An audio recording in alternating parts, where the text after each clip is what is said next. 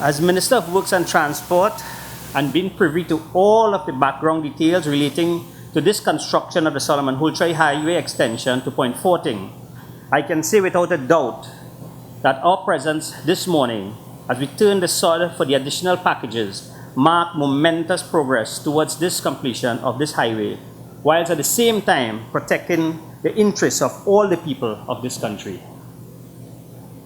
My intent is to reiterate that this government remains committed to completing the Solomon Hochoy Highway extension to Point Fortin project, since this was envisaged by a previous PNM government and the groundwork was laid to commence this project. As part of our vision is to connect all communities far and near and to advance the social and economic fortunes of this country through the construction of roads and highways.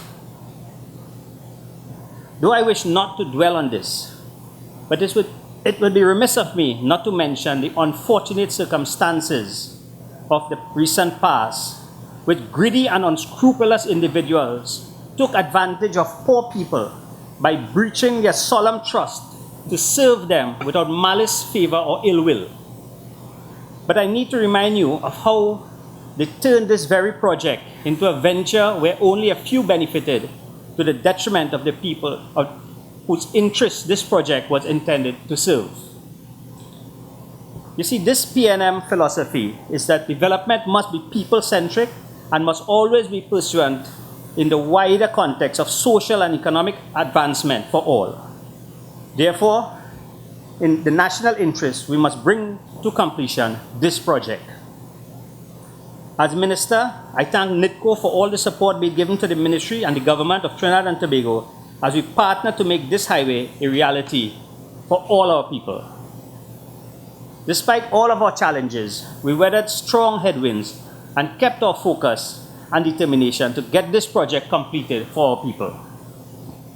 As we steadfast work towards the completion of 12 packages of the priority link from Dumfries to Dunlop, there will be enhanced connectivity from San Fernando and the environment to Point Fortin, with major benefits on the completion to include improved efficiency of the road network in the southwest area of Trinidad, improved road access and connectivity to Debe, Faizabad, Labre, Point Fortin, as well as San Fernando, Gulf City, and La Romaine, improved roadway infrastructure to create for present and future traffic demands on the road network in these areas. This is considering residential, commercial, and industrial growth. Construction of the Labre dock facility and the completion of the MHI plant in Labre. Unfortunately, before all these benefits can be possible for the people of South Trinidad, there are lingering challenges that confront us. We did not create these problems, but we were placed here by the citizens to resolve them in the best interests. I refer here to the nightmare of land acquisition, which this government inherited, along with many other problems on this project.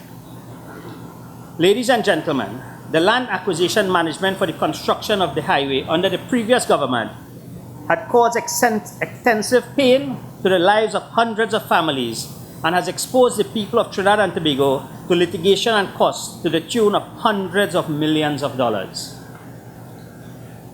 The Ministry of Works and Transport has now concluded a comprehensive report containing a list of recommendations which we anticipate will assist in bringing clarity to the land acquisition policy for the payment of all outstanding compensations to persons affected by the land acquisition in this region. This report will be considered by Cabinet tomorrow. The majority of the land previously acquired for the construction of this highway were acquired outside of the protection of the Land Acquisition Act and via a process commonly referred to as private treaty, negotiations and agreements. This means that negotiations for compensation to the affected landowners were conducted outside of the Commissioner Valuation Department. Unfortunately, this situation has placed NITCO and the state in a perilous situation, having now to expend significant financial resources in legal fees to defend those claims, where claimants are arguing that they now have legitimate expectations to be paid what was agreed to under the previous treaty agreements. To compound the situation, the previous government took the unprecedented decision to serve land acquisition notices to all occupants and owners of properties that were located along the entire route of the highway, including of Section 4 legal notices, which authorized the state to take possession of the land within a stipulated 6-month period. Persons were required to retain their private valuators and legal representatives to submit claims on their behalf. Subsequently, the right-of-way was readjusted because of financial constraints, and that decision has removed over 200 persons from the original design of the highway, notwithstanding the fact that those persons already incurred significant personal expenses for retaining professionals to represent their interests and to submit claims. To date, those persons' lives remain in limbo because even though there was a realignment of the highway in many parts, the necessary notices were not served under the Land Acquisition Act to discontinue the land acquisition process and remove this prolonged veil of uncertainty over the lives of these citizens. And this is not all. To compound an already complex situation, the realignment of the highway has placed the state in a situation where over 100 properties that were acquired and paid for by NITCO are no longer required for the completion of the highway. This situation has resulted in the state paying millions of dollars in properties it no longer requires for construction of the highway. Monies that could have been utilized for the completion of the highway and for settling long outstanding compensation to reduce in parts of the country that have yet to receive compensation for their properties. Currently, the state is faced with several civil claims in the courts amounting to $345.5 million for outstanding payments for land acquisition, and this figure continues to climb on a weekly basis. And just to remind you of the original land acquisition budget, in 2010 was $400 million. By 2011, it jumped to $800 million. We have already paid out a little over $500 million. We have $345 million in claims, and we have not acquired 50% of the properties as yet. That is what we're dealing with. Many of these claims were settled under questionable circumstances. This is the $345 million and counting.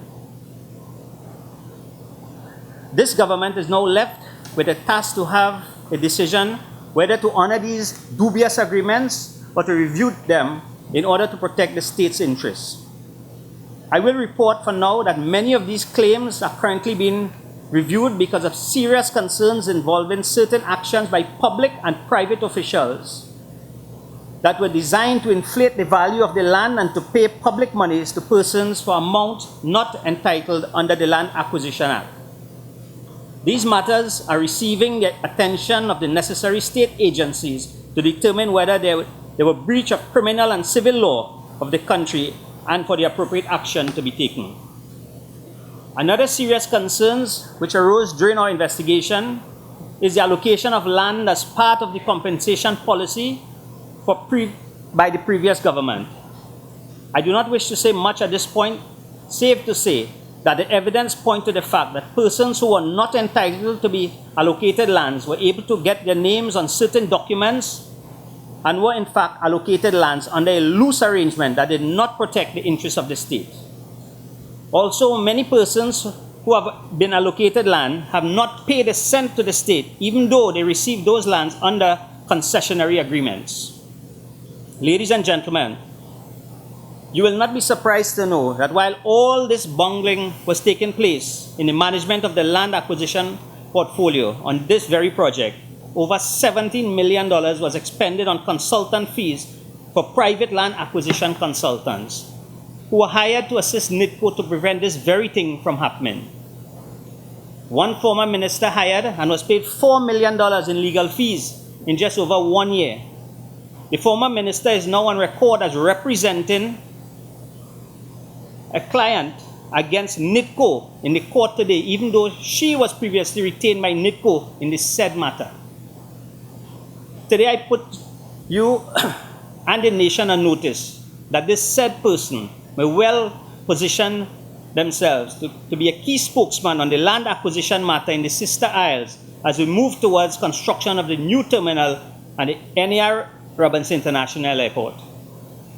I wish to assure the citizens who are affected by the land acquisition and whose matters remain outstanding and unresolved that this government will be interfacing with you very soon to commence discussions that are intended towards settling all outstanding land acquisition matters and returning your lives to certainty. I want to apologize for the manner in which your trust was breached by the previous government, and I wish to assure you that as Minister of Works and Transport, I will do everything within the law to ensure that your lives are returned to normalcy. Ladies and gentlemen, permit me to drift to another land acquisition matter.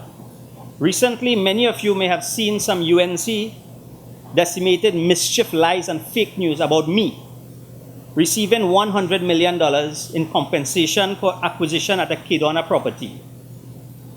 But in this era of social media, the first platform in which information is disseminated and where many vulnerable citizens can easily fall prey to the lies and misinformation, I am left with no choice but to immediately respond and clarify the air before it becomes a reality in the minds of citizens.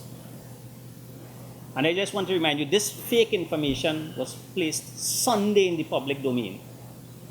And by Monday, they were asking Parliament questions in Parliament and put it on the Hansard. So you see how they create false news and then they get it into the public domain, into the archives of the Parliament. So therefore, in the case of you who are interested in facts, let me take this opportunity to bring some clarity. The facts are as follows. As one of the shareholders in the business which operates the Kedona facility, I have received not 1 cent from the state for acquisition of this property. This matter is being handled by the company's representative, and I play no role in this discussion. A decision was taken to allow the state to take possession of the property as was required under the Land Acquisition Act, whilst negotiation will be pursued with the state agencies on the question of compensation. The land upon which this business once operated was leased land from the state. The lease expired and was not renewed.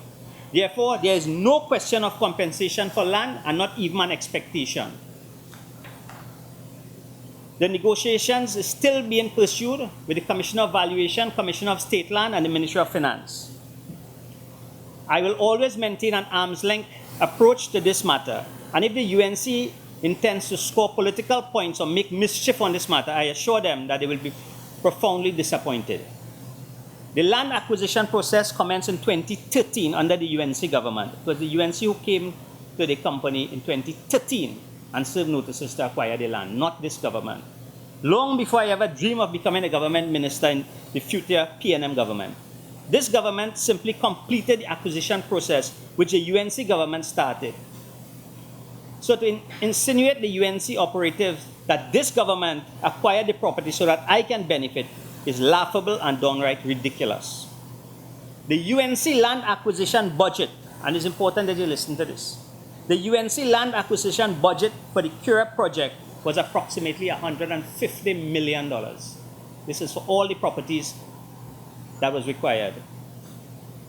And they again were going with the same private treaty that was used here.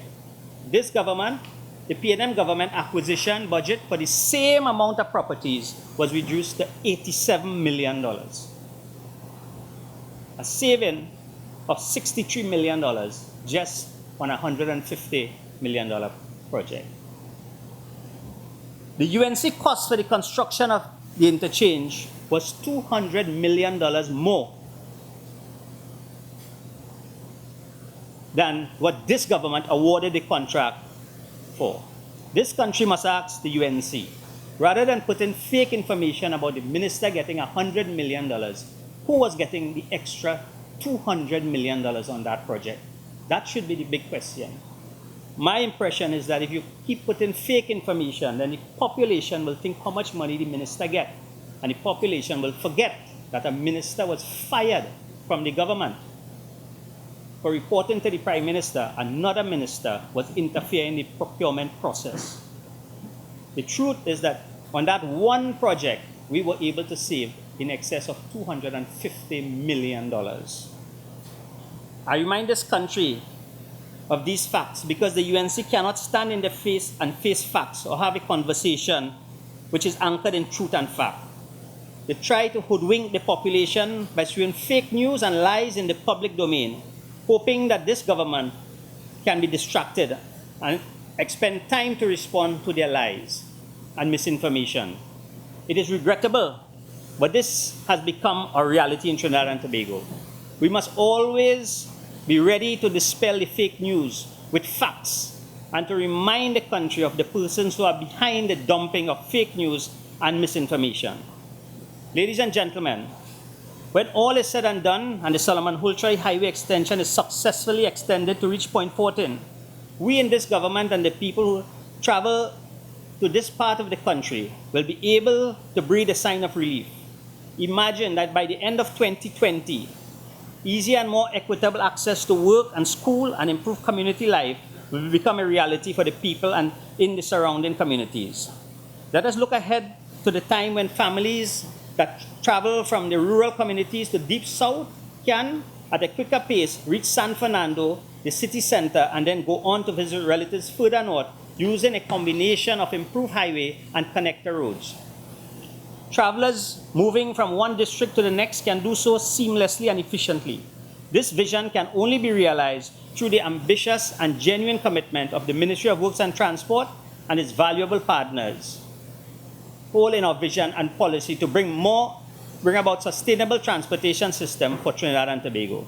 Today's certain package for package 5D, 6C, and 3A is a leap of progress and will continue in our diligent pursuit to one day in the late 2020 deliver this completed highway product that has been needed for far too long, as we intend to do so without breaching our solemn trust with the people of this beautiful country. Ladies and gentlemen, I thank you.